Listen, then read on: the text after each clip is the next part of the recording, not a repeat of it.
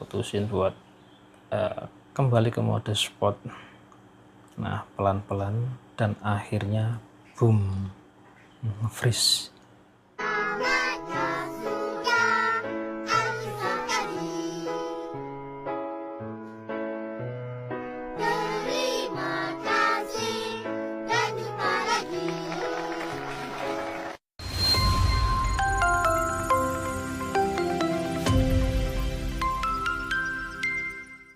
Nah, di sini udah mulai arming, udah naik drone-nya. Kemudian pindah mode ke manual dan oke. Sekarang udah mulai manual. Nah, di sini tuh apa ya? Sebenarnya aku pengen lihat di balik gunung itu tuh maksudnya ada apa? Apakah udah kelihatan pemukiman warga atau apa? Nah, di sini gua putusin buat terus naik. Ini masih aman ya, baterai, sinyal semuanya masih aman. Terus masih naik lagi. Ketinggian udah di 120, jarak 160. Oke, masih aman nyampe di sini. Mbps juga masih aman 60. Nah, di sini ternyata nggak sesuai yang gua pikirin. Ternyata di baliknya masih terdapat gunung. Nah, akhirnya keputusin untuk push maju terus karena mengingat jarak masih aman sekitar 300 meteran. Nah, gua coba buat ini explore ya, pelan-pelan di sini. Ini masih aman semuanya,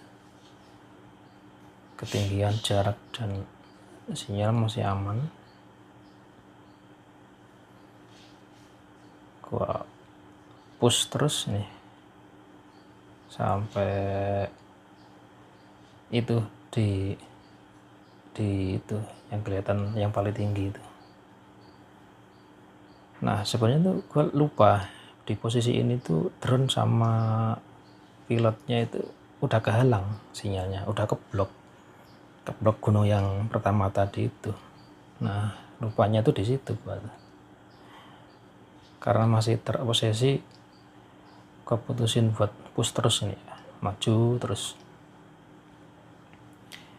Jaraknya masih nggak terlalu jauh di 900 meteran. Sinyal juga masih aman. Tapi sebenarnya ini udah mulai keblok sinyalnya. Nah, di depan tuh ada pemukiman. Nah, di sini sinyal udah mulai turun. Nah, kan udah merah. Nah, di sini gua putusin buat putar balik. Tapi sinyal masih terus drop. Nah, dan akhirnya seperti ini. Soalnya ketinggian maksimal di 500 ya untuk drone ini. Putusin buat kembali ke mode sport.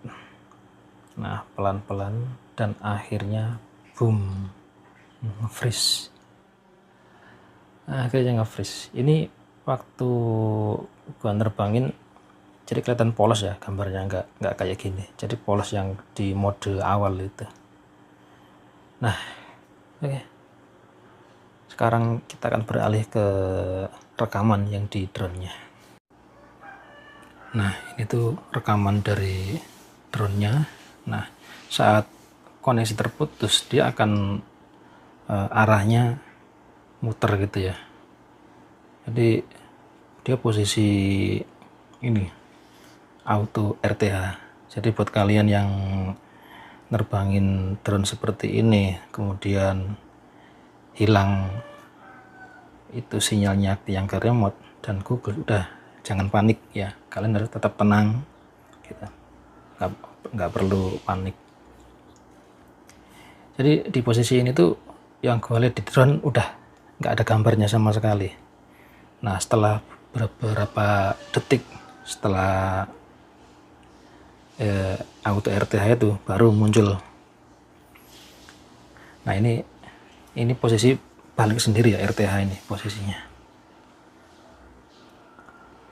Ya dibilang panik ya sedikit panik, deg-degan juga ya kan. Soalnya ya emang dari awal kesalahannya itu nggak memperhitungkan ini medan buat terbangnya itu, jadi belum terlalu menguasai, kurang perhitungan lah. Nah jadi seperti itu. Begitu sinyal keblok ya udah resiko seperti ini. Kalau kitanya kurang hati-hati ya bisa saja hilang. Tapi kalau drone-nya emang udah ada fasilitas auto RTH seperti ini ya enak-enak aja. Nah jadi seperti itu guys, pengalaman ini gua share di sini ya, biar buat pilot-pilot pemula dan ya buat saya sendirilah, biar jadi pelajaran gitu ya. Lain kali untuk lebih hati-hati harus mengenal medan dulu. Jadi sebelum terbang tuh usahain kita tahu posisi kita pilotnya di sini, terus drone-nya arahnya kemana. Nah itu kita harus memperhitungkan. Nah ini udah deket sama pilotnya, nanti aku ambil alih manual. Nah karena udah aman nih, posisinya udah deket. Oke jadi seperti itu guys, pengalaman yang cukup mendebarkan jantung dak dikduk.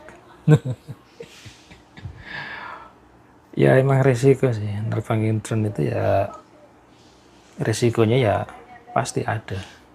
Resiko hilang, resiko jatuh, resiko hancur, itu ada resiko seperti itu. Ya kalau mau aman ya jangan main drone. Nah ya seperti itu guys. Oke ini cuman cruising santai doang, ngabisin baterai. Soalnya target awal emang yang itu tadi sih, untuk melihat ada apa sih yang di balik gunung itu. Dan ternyata ada kejadian yang tak terduga seperti ini. Oke terima kasih sudah menonton ya. Jangan lupa klik like, comment, share, dan subscribe. Oke, sampai ketemu lagi di video selanjutnya.